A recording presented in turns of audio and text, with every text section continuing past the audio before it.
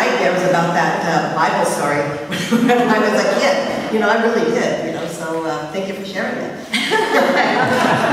but it's absolutely true. You know, I get what you're saying, that boy, you know, it's kind of scary stuff, isn't it? So, okay, what now? Anybody living in that?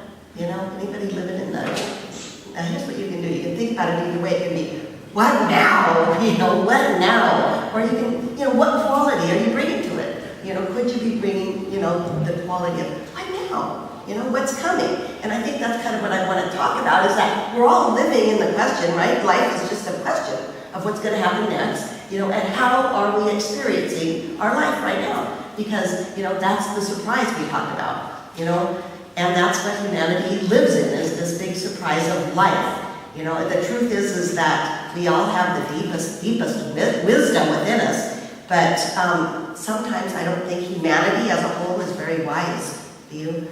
I don't think so. I think we use a lot of our head knowledge, where we go here, we go there with everything, we learn everything, we want to know the answers to everything, when they're always right here, and it takes the deep wisdom before we actually get to the truth of everything. You know, and I got to thinking how we have to know everything, and I speak for myself, because I'm the kind that just, you know, I read and I want to know this, I want to know what's going to happen in my life. I want to know what happens. I binge watch those Netflix series now. Oh, it's terrible. You know, it's like, you used to watch a week at a time on the series, the dramas. I watch a whole series, like in the night, because I want to get to the end, right? I just want to know, you know, I got to know what's going to happen. And if I don't know, I want somebody else to tell me what's going to happen. You know, I go to psychologists, you know, I go to psychiatrists sometimes. How's my life going to go? You tell me, you know. We go to ministers, you know, we're supposed to tell you, you know. Here we don't. We just say, you know, good luck. After but honestly, that's usually not the way it is. You go into a Christian church, you go, this is the truth. I was going to say this, but I got a brother.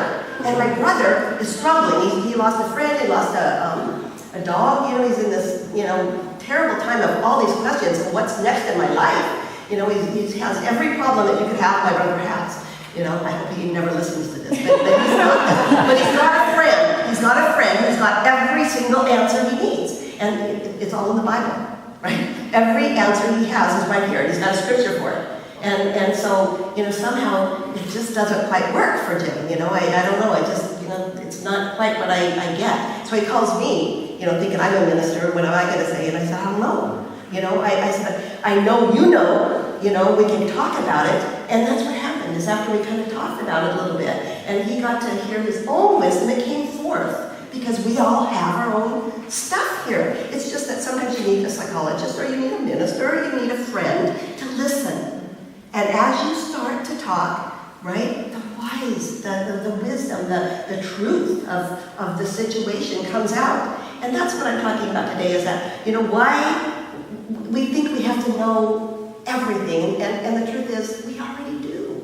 You know, we know all of the answers to everything. I remember listening to Adi Shanti. Who knows Adi Shanti here? He's awesome, a really good author and a great speaker, and Judy and I were listening to it, and he spoke and he gave this wonderful talk, and then at the end he goes, don't believe anything I said. You know?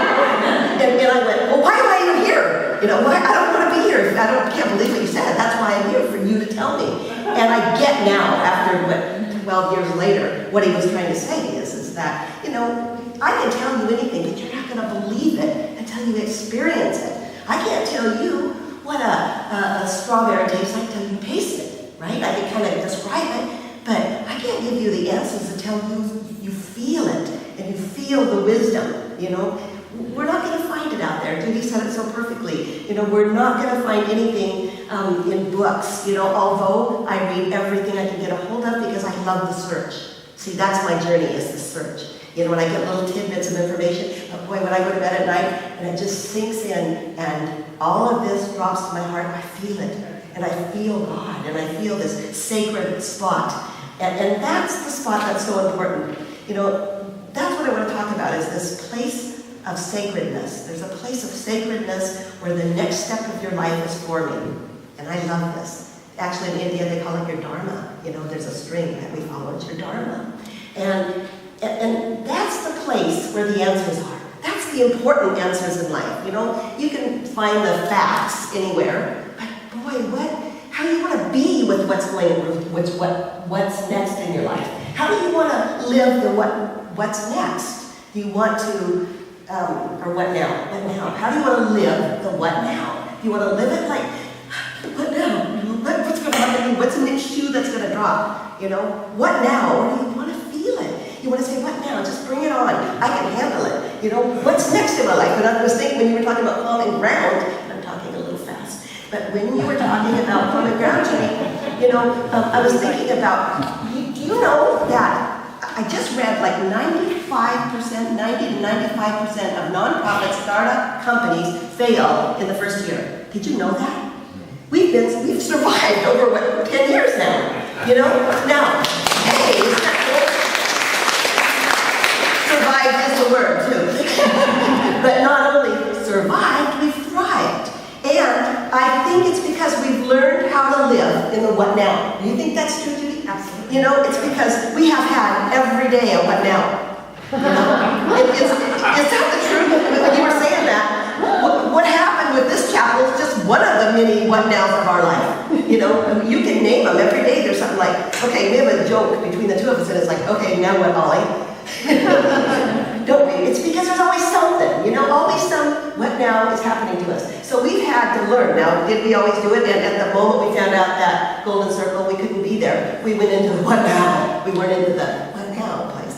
But we got there, right? We got there. And that's what you do, how you do your life when this stuff comes. You know, you get into that sacred place, that place that, see, there's a pattern to your life, and I truly believe this. And that's what they said, India, Deepak Chopra talks about it. It's called, you know, your dharma, and it's your life. It's the way that your life is patterned to go, the good part of your life. And he says it's like a string. And when we can align with that, you know, that we know what to do next, is the wisdom comes and it follows. You know, it's not like your life is all planned out, like, okay, you're going to marry this person, and you're going to have these kids, and you're going to have this. But what is planned out is the pattern of where, you know, of how, and what you do is you align with the energy of the sacred inside of you, and it takes you there, right? It leads you there. And I truly believe this with all my heart, that whatever your what next is, whatever you're going through in your life, you know, there's a saying, think upon God. And that's what this means, think upon God. What that means is just align with the sacred spot inside of you, this thing that we talked about last week called grace. Align with that spot of grace that Martin Luther calls it, you know? That's the truth. You know, there's such a danger in us forgetting that spot and trying to figure out every day with our head. And when I say danger, I mean that you are cutting off so much of the possibilities of your life by trying to figure it out, right? We need to use our head, but we can't figure out what's going to happen, you know? And we cut off all the possibilities that could happen if we wouldn't have, this place wouldn't have come in if I would have stayed in my head and said, you know, it doesn't make sense. You know, it doesn't make sense that this theater's there. We don't want to go there. We don't want to go to a church that's a Christian church that wouldn't allow somebody here. They're awesome people. They're progressive as we are. Who knew? You know, until you actually got into the what now, you know, and were able to, you know, what now? I like that. Say it. What now? Let me hear it. What now? See, yeah, there you go. See, that's a difference than what now. There is a difference in the energy. The words don't matter. This is the words, your head. Your heart is the energy. What now? So you can say anything, right? But how you say it makes a difference. And that's what I'm talking about. You know, the truth is everything happens for a reason in your life. Whatever you're going through, it happens for a reason, and I hate that saying. I always have. You know, oh yeah, this happens for a reason, Glenda. But the truth is, it's one of the deepest truths that you'll ever know. The deepest truth is that everything happens. That there is a pull to pull us forward. There's an evolutionary pull to be better than you are, right? Better than you think you are, because you're already perfect. But there's this pull inside of us that leads us towards higher good, towards the higher experience of life. And it wants you. It's like, to put it in God terms, God wants you to be better. You know, the universe wants us to experience the highest experience that you can have. And that's what this thread is all about, this thread that pulls us. forward to our best experience, you know? And what I love is a saying that Deepak Chopra says. He says, when we are inside our Dharma, spiritual growth seems to happen naturally. And when I said inside your Dharma, that means that you're just aligned with God. You're doing all you're doing the best you can do, right? You're living life the best you know how. You know, we don't have to have the answers, but we feel that everything is okay, and we feel our heart space, and we feel a sense of purpose. That's how you know you're in your Dharma, is when it's not just about you, that it's about all of us, that we're together, we're one, you know, and we're doing the very best we can. We're focused upon something bigger than us, and then we know that there's an underlying source that is supporting us all the way through. When Dharma is protected, it protects you. I love that. It protects you. God protects you when you align with that, is what it means. See, we don't have to know it all, you guys, and we never will. We might keep trying to figure it out. Our job is just to follow that thread. Follow your own Dharma. And what you'll find out is the answers that you want to know here are revealed right here. Thank you.